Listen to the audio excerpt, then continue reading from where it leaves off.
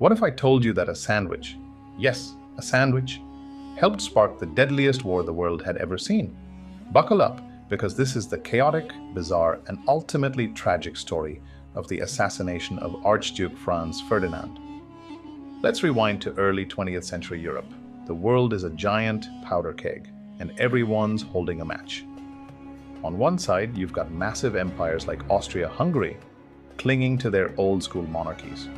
On the other, you've got a growing wave of nationalism with smaller nations dreaming of independence.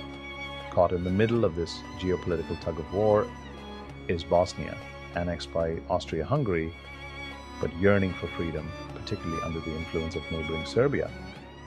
Enter Archduke Franz Ferdinand, heir to the Austro-Hungarian throne. He's the guy destined to inherit an empire, but fate had other plans.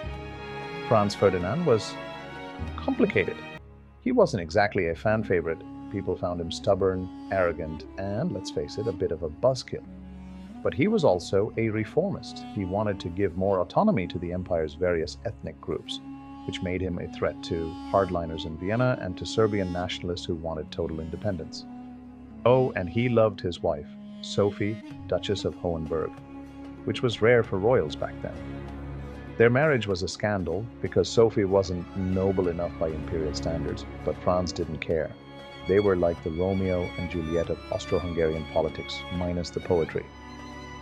June 28, 1914 was a sunny Sunday in Sarajevo, Bosnia's capital. Franz and Sophie were there for a goodwill tour, which, in hindsight, was like waving a red flag in front of a very angry bull. Why? Because a Serbian nationalist group called the Black Hand was plotting to assassinate him. These weren't seasoned spies or elite operatives. These were young, idealistic radicals, many barely out of their teens. And their plan? Let's just say organized wasn't their strong suit. The day started with pomp and ceremony as the royal couple paraded through Sarajevo in an open car. Yes, open. No security, no bulletproof glass, just Franz, Sophie, and a whole lot of bad decisions. The first attempt came from a guy named Nedeljko Čabrinović, who threw a grenade at their car, except he forgot one crucial detail. Grenades take time to explode. Franz saw it coming and casually swatted it away like, "Not today, buddy." The grenade blew up under the next car in the procession, injuring some officials and bystanders. Čabrinović? He panicked, swallowed a cyanide pill, and jumped into a river. But here's the thing. The cyanide was old and only made him vomit, and the river was so shallow, he got stuck.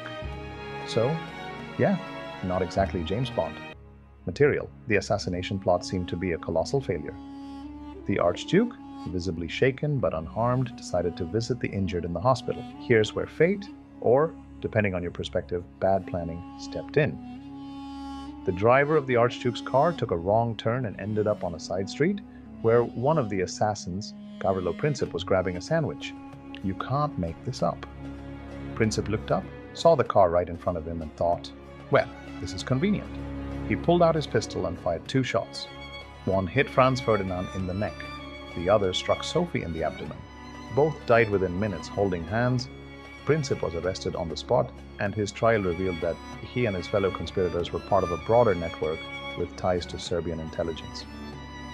Austria-Hungary blamed Serbia for the assassination and demanded impossible concessions. When Serbia didn't comply, Austria-Hungary declared war. Russia, Serbia's ally, mobilized to defend them, which made Germany step in to defend Austria-Hungary, which pulled in France and Britain, and before you knew it, the entire world was at war. The assassination of Franz Ferdinand is often called the spark that lit the powder keg, but it was more like the match that fell into a pile of gasoline-soaked dynamite. The alliances, rivalries, and tensions were already there. Princip's bullets just set them off. World War I would go on to claim over 16 million lives, reshape borders, and set the stage for an even deadlier sequel, World War II.